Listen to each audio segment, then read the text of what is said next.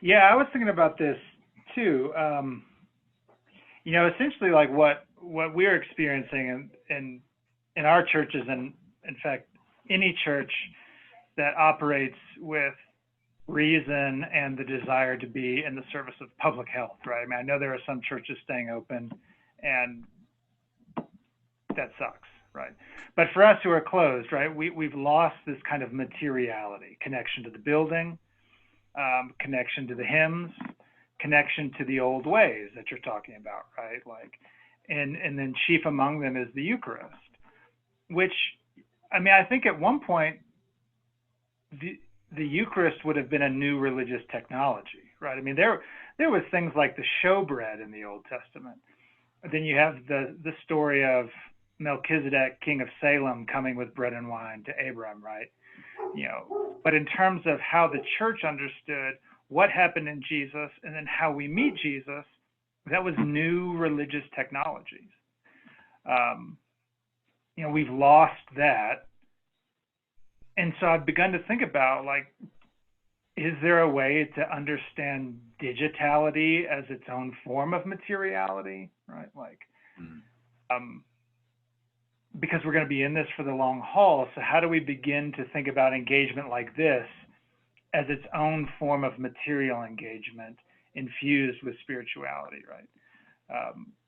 Because this isn't going away, right? So even if we resist the new technology, the new means, like you said, of meeting God, we sort of resist it to our own peril. Um, Yeah.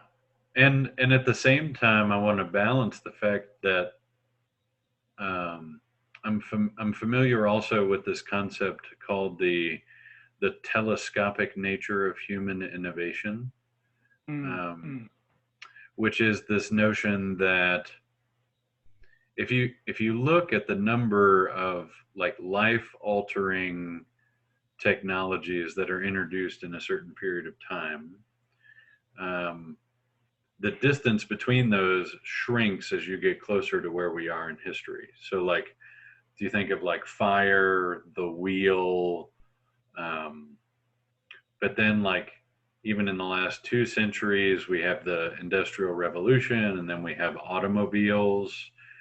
Um, and then if you look just within the lifetime of people who are still alive today, there are people still alive today who don't know, or who were alive when television was introduced in mass and home, or radio was introduced.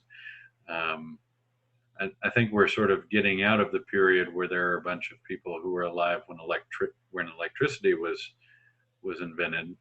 Um, but and then so you've got sort of electricity, and then you've got um, telecommunication, and then you've got radio and mass communication, video and TV, and then within the last like 10 to 20 years, you've got internet, social media, um, video conference, right? Like where the number of life altering technologies that are coming out are no longer like we're living through more of them in our lifetime than we were before, and and that can be really overwhelming for people. oh, I mean, it's overwhelming.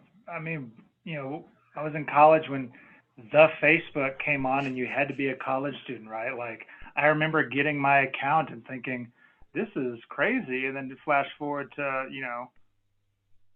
however many years that was, to being able to do this and to hear each other. I mean, there are new explorations of, you know, people hooking up nodes to these things so you can have biological sensations and feedback in encounters like this. Well, I and I mean, just right felt now, a I think, knee-jerk reaction to that, right? I was like, oh, that's weird, right? But maybe, well, I think right now it's targeted to a very salacious market. oh, Okay? sure. That Thank technology you. is That was there. a prudent way of putting that. Yeah, it's a sex toy.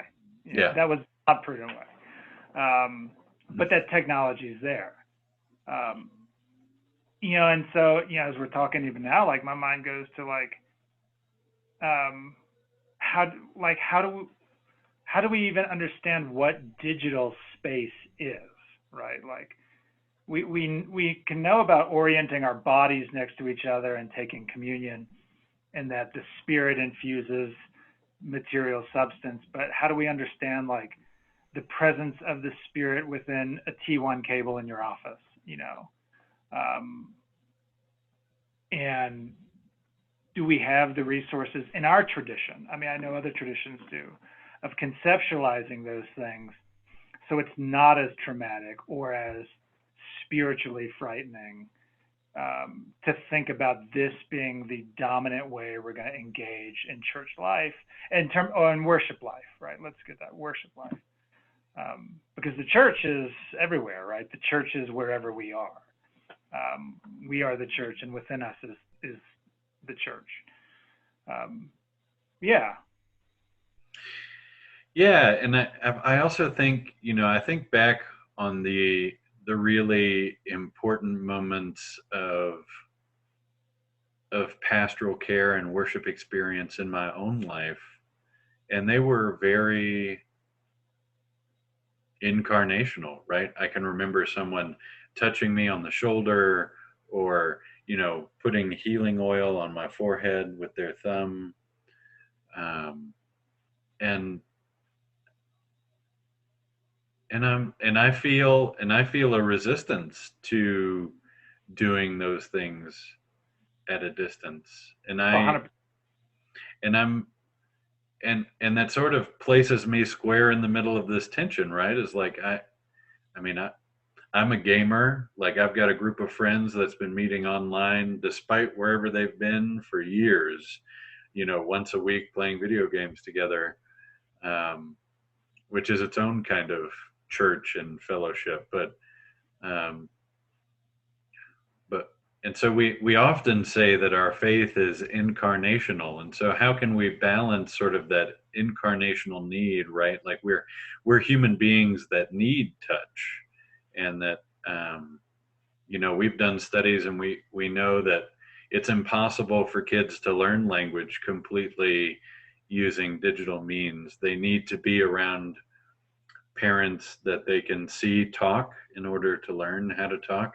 And so I think that there is just sort of a really basic human need to be around other human beings, and to learn and to touch those human beings, right?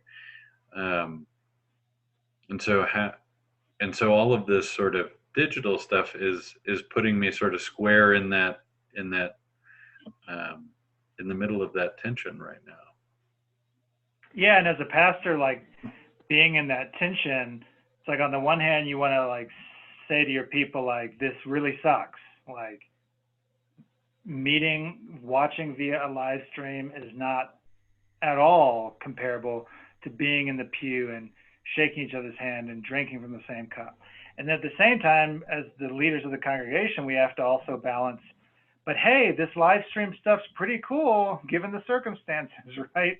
You know, so to both honor the feelings of loss, which are valid, and to say, but God can still meet us here in these different ways, or not even that God can meet us here.